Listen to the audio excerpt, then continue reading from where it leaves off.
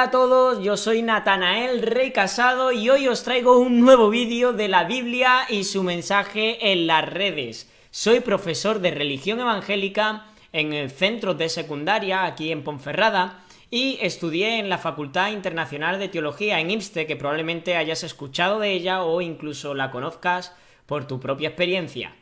Después de haber visto en los anteriores vídeos los primeros 4 versículos de Lucas, en este vídeo reflexionaremos acerca de Lucas capítulo 1, versículo 5, en adelante hasta terminar el capítulo, es decir, hasta el versículo 80. Si estás siguiendo el libro del comentario escrito por José de Segovia, serían las páginas desde la 8 hasta la 15.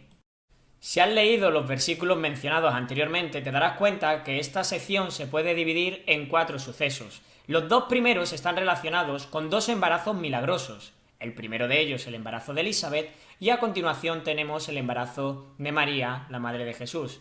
Luego sigue narrando el evangelista Lucas, hablándonos acerca de cómo fue ese nacimiento de Juan el Bautista, y por último, una profecía que nos la narrará el mismísimo Zacarías, el padre de Juan el Bautista.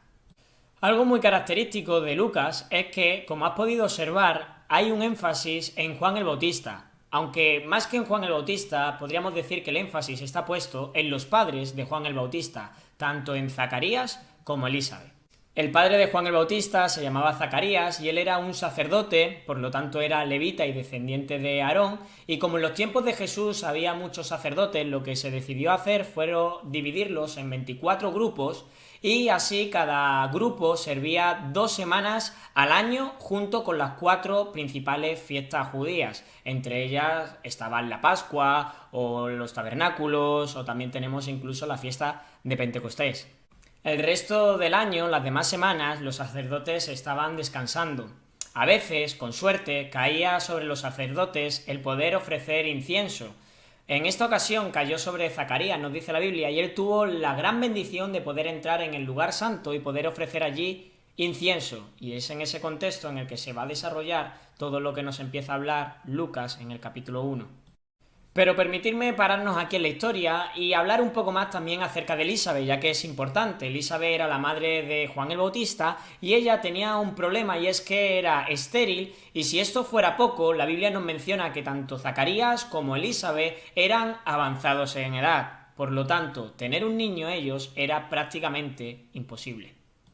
Ahora sí, dicho eso, ya podemos continuar en la historia. Imaginaros Zacarías entrando en ese lugar santo, sintiéndose el hombre más afortunado del planeta, y en ese momento se produce un gran encuentro entre un ángel llamado Gabriel y Zacarías. Para sorpresa de Zacarías, él va a escuchar el tremendo anuncio de este ángel diciéndole que sus oraciones han sido escuchadas y por lo tanto Elizabeth de aquí a un año iba a tener un niño, un bebé, en sus brazos.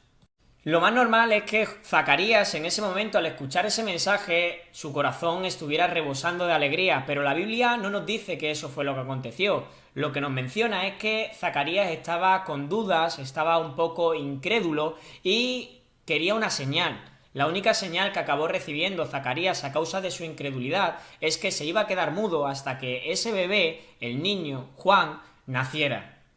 Claro, esto iba a suponer un gran problema porque Zacarías más tarde va a tener que salir del templo y va a tener que dar la bendición.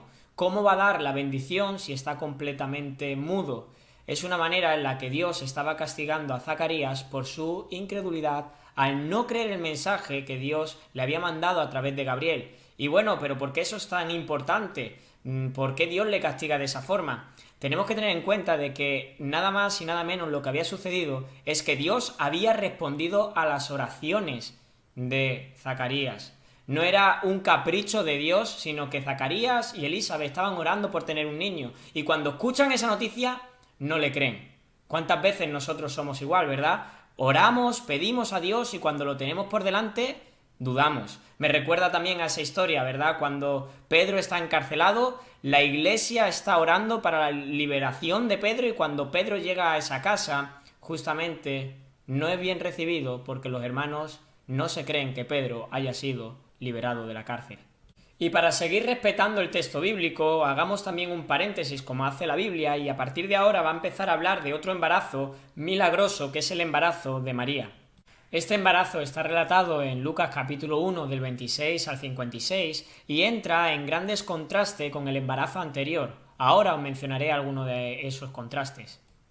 Lo primero que se destaca es la edad tanto de María, que entra en contraste, en contraposición con la edad de Elizabeth. María era una mujer joven, mientras que Elizabeth era una mujer avanzada en edad. El segundo contraste que encontramos es que mientras que Gabriel, cuando da el anuncio de que va a nacer Juan el Bautista, lo describe como una persona que va a ser grande en Israel, no está hablando de estatura, sino que está hablando en un impacto social y espiritual. Él iba a hacer una gran reforma espiritual dentro de su pueblo. Jesús, en este caso el niño que va a nacer de María, no es descrito como una persona que va a ser grande, sino que va a tener nada más y nada menos que el título Hijo del Altísimo. Y el tercer y último contraste, el que más destaca o el que más debería de llamarnos la atención, es que vemos en contraposición la actitud de María con la actitud de Zacarías. Zacarías, cuando escuchó el mensaje, dudó, tuvo incredulidad, pero María todo lo contrario, cuando escuchó el mensaje lo recibió, lo aceptó y lo acogió en su corazón. Parece ser que esos pasajes tienen como fin ver ese contraste entre Zacarías y María.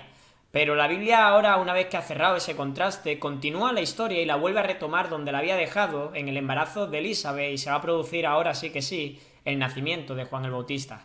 Y como no podía ser menos, su llegada antes de que empezara su ministerio ya empezó siendo escandaloso para su sociedad, para sus vecinos. Y era normal que se produciera cierto escándalo en el nacimiento de Juan el Bautista, ya que los judíos por sí solos, siempre que había un nacimiento y si era un varón, se celebraba a lo grande, ya que podía ser ese el Mesías, el libertador que rescatara al pueblo de Israel de manos de los romanos. Pero claro, aquí hay un énfasis todavía mayor, ya que cuando un matrimonio no podía tener hijos, al final concebían y Dios les regalaba la bendición de tener un hijo, el alboroto, la fiesta, la celebridad se hacía aún mayor dada las circunstancias de la cual provenían tanto Zacarías como Elizabeth, ya que era imposible que ellos pudieran tener un hijo. Pero sin lugar a duda, lo que más escándalo produjo en sus vecinos no fue que naciera o que fuera milagroso, sino que nos dice las escrituras que lo que más llamaron la atención a los vecinos fue que no se le pusiera el nombre de Zacarías. Era costumbre que a tu hijo primogénito, para respetar la memoria del padre y para perpetuar su nombre, lo que se solía hacer es que al primogénito se le llamaba de la misma forma que a su padre. Por esa costumbre el niño se tendría que llamar, por lo tanto, Zacarías y no Juan, pero si recibe ese nombre es porque, tal como lo anunció el ángel Gabriel, el nombre no iba a ser el de Zacarías, sino que su nombre sería el de Juan. Y si nos acordamos, Zacarías estaba mudo a causa de la incredulidad, pero ahora, después de haber obrado en obediencia, después de haber visto la señal que él estaba pidiendo de cómo sería posible tener un hijo, y ahora ver que tiene un hijo de 8 días, circuncidado y con el nombre de Juan, es en ese momento en el que Zacarías vuelve a recuperar el habla. Y llegados a este momento me gustaría destacar la reacción que tuvo Zacarías, ya que me parece muy llamativa. Cuando recupera el habla, lo primero que hace es bendecir, alabar, glorificar a Dios e instantáneamente se pone a profetizar, y esa será nuestra última sección que veremos en este vídeo. Claro, al leer la profecía, sin lugar a duda, ahí está plasmado, está sellado el ADN del Evangelio. Pero claro, si tú eres un lector de ese pasaje, lo que estarías esperando es que en la profecía se hablara algo acerca de Juan el Bautista y que se profetizara acerca de Juan el Bautista. Sin embargo, recordemos que hay otra mujer embarazada en ese mismo capítulo, que es María, y tiene un hijo que es hijo del Dios Altísimo. Por lo tanto, Zacarías va a dar una profecía no acerca de su hijo, sino de ese otro bebé que está en camino, y lo que tiene que decirnos es de suma importancia. Si te has perdido no pasa nada, te recuerdo que estoy en el versículo 67, de ahí en adelante, donde aparece la profecía que pronuncia Zacarías. Un versículo clave en esa sección lo tenemos en el versículo 78, ya que nos habla claramente de la encarnación de Dios y de la misericordia que Dios ha tenido con cada uno de nosotros. Y claro, es misericordia porque Dios no tenía la obligación ni de visitarnos, ni mucho menos de entregar la vida de su Hijo por cada uno de nosotros. Él no estaba obligado a reparar, restaurar aquello que nosotros habíamos roto. Sin embargo, su gran misericordia hizo que Él nos visitara la tierra. Y claro, tampoco podemos olvidar esa verdad escrita en el versículo siguiente, en el 79, de que cada uno de nosotros vivimos en tinieblas, al igual que en aquellos tiempos las personas estaban viviendo en tinieblas, tiempos oscuros. Pero ese Hijo que viene de camino en el vientre de María va a alumbrarnos a cada uno de nosotros y a cada uno de ellos. Y qué increíble noticia saber que, aunque las tinieblas no hayan cambiado, en los tiempos de Zacarías las personas vivían en tinieblas, en nuestros días las personas vivimos en tinieblas. Dios, la luz, sigue estando con nosotros, nos sigue visitando y sigue gustosamente alumbrando nuestras vidas para disipar cualquier tiniebla que hay en nosotros o a nuestro alrededor. Por lo tanto, no lo olvides, nuestra condición sigue siendo la misma condición que la de aquellos hombres, pero el Dios sigue siendo el mismo Dios de misericordia, lleno de gracia, de luz y de verdad. ¿Y con qué propósito hace todo eso Dios? Pues como termina la profecía, para encaminar nuestros pies a paz. Esa paz con los demás, esa paz con nosotros mismos y lo más importante, esa paz con Dios. Así que ya veis cuántas verdades hay en este pasaje, increíble.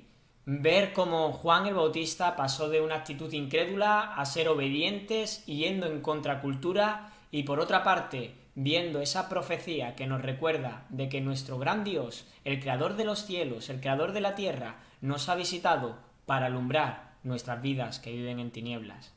Os animo que para que podáis profundizar más en estas verdades, en este pasaje, que podáis realizar las actividades que están propuestas en vuestro cuaderno de actividades. Y muy importante, no os podéis perder la siguiente entrega, el siguiente vídeo de la Biblia y su mensaje en las redes.